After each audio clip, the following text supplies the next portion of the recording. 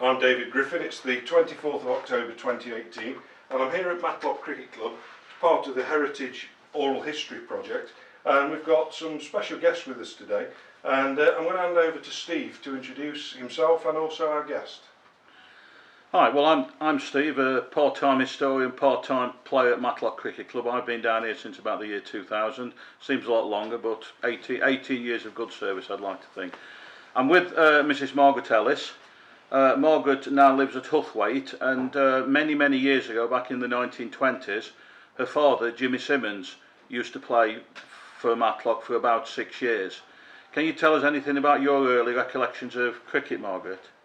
Well, of course, I never lived in Matlock. I wasn't alive when my father played then, but I do have some tales of. He used to talk to me about playing for Matlock. Did you? Because from what I understand, he was the landlord of a local pub. Yes, the Red Lion at just down the road from here. Yeah, and did he?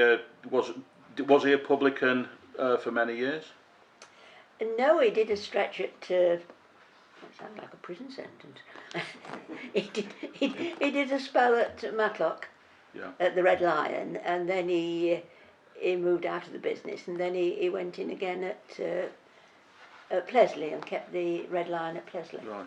Well, in doing my research for the Heritage at Matlock Cricket Club, I was trying to find out who would hit the highest ever score for Matlock, and this is when the Jimmy Simmons' name came to prominence. I found out that back in 1925. He'd hit 164 not out against Bakewell, which is still the highest ever score for Matlock. I never knew that tale. My father never talked about it, but I was most impressed, and it's really made me interested in the club and the Red Line and everything. I think as well as in doing that research, I also found then, surprisingly, that Jimmy had not really made his name as a cricketer, but he was a footballer that he made his name. Can you tell us anything about that? Well, he played for Sheffield United before the First World War. During the First World War, they played the 1915 Cup final, which was called the Khaki Cup because most of the crowd were in uniform, and they played that.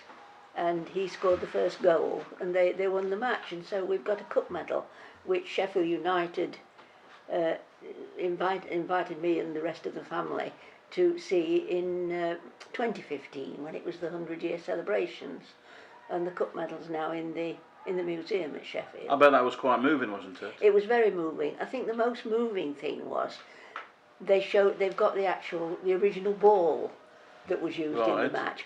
And he said, there, Margaret, he said, your father kicked that for the first goal.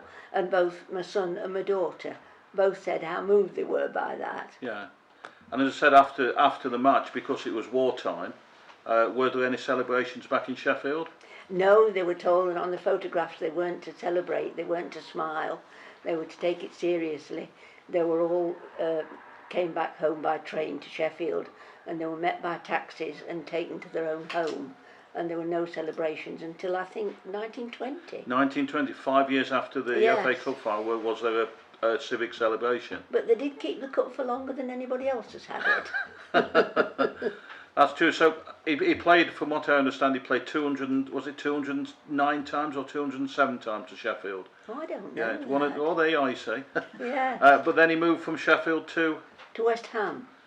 Did he play along for West Ham? No, just 2 seasons, and I think he had an injury to his knee when he was at Sheffield, because he was picked to play for England, and he had this cartilage injury, which more or less finished his career at Sheffield.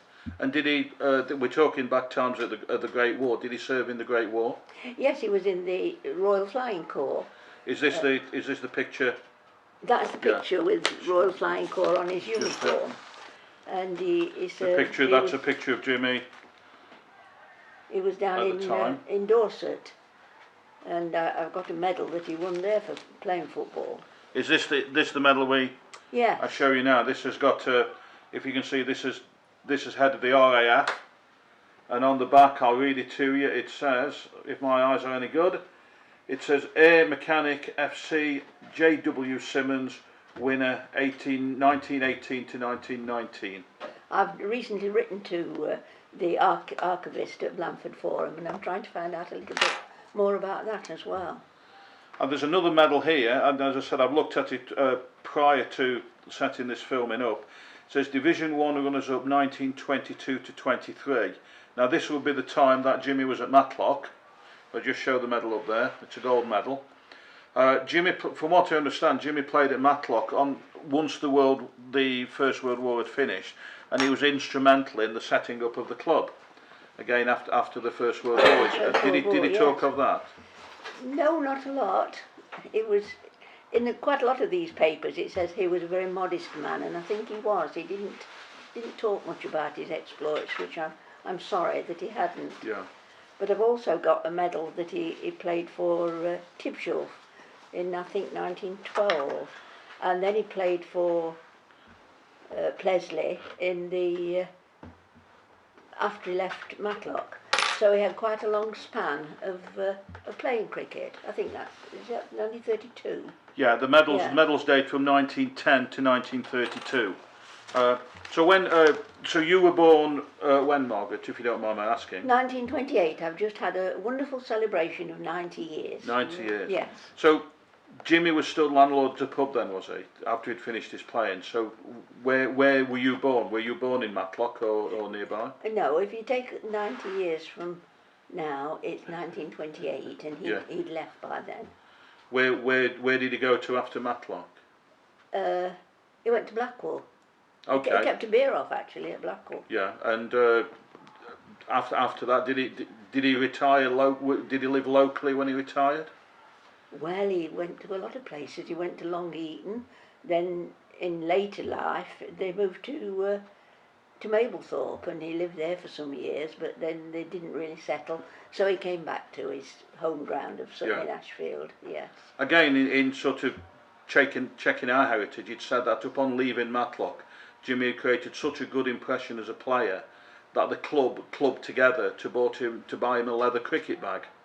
So that was it was almost like sort of the first arguable payment of a player, and sort of for good services. So, I can remember that when I was young, that we had it in the house, but as I say, we moved house so many times that I think it got turned out.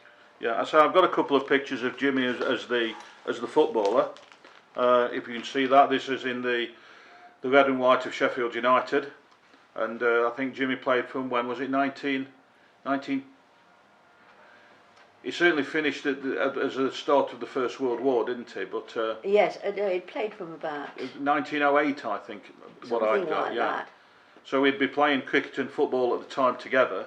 Yes. As I said, it was when Jimmy moved to Matlock that became synonymous with the cricket club improving themselves after the First World War. So do you remember your dad mainly as a footballer, as a cricketer, or as a publican?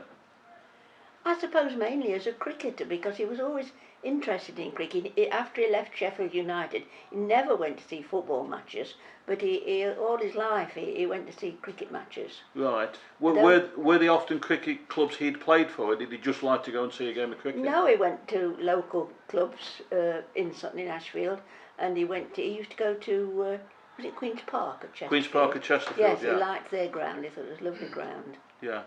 And he went there quite often. Had he got any other hobbies outside cricket and football? Well, he played bowls, and I've got a trophy that he won playing bowls. So I think he must Turn his have hand had to most things. a good Yeah. eye for a ball. Yes, Yeah. yes. And he played bowls right up until his later years. Is there I hear that this has all come to fruition again, really, because of the 100 years after the Corky Cup final.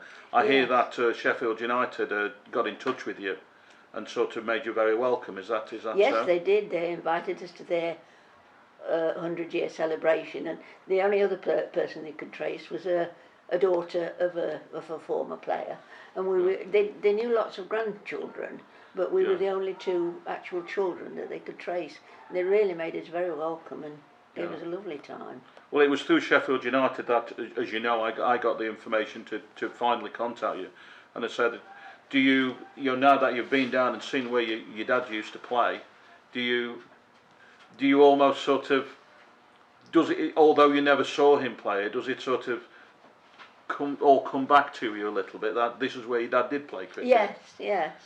And I mean, he talked about playing cricket and playing football, so I've heard all those tales. Yeah.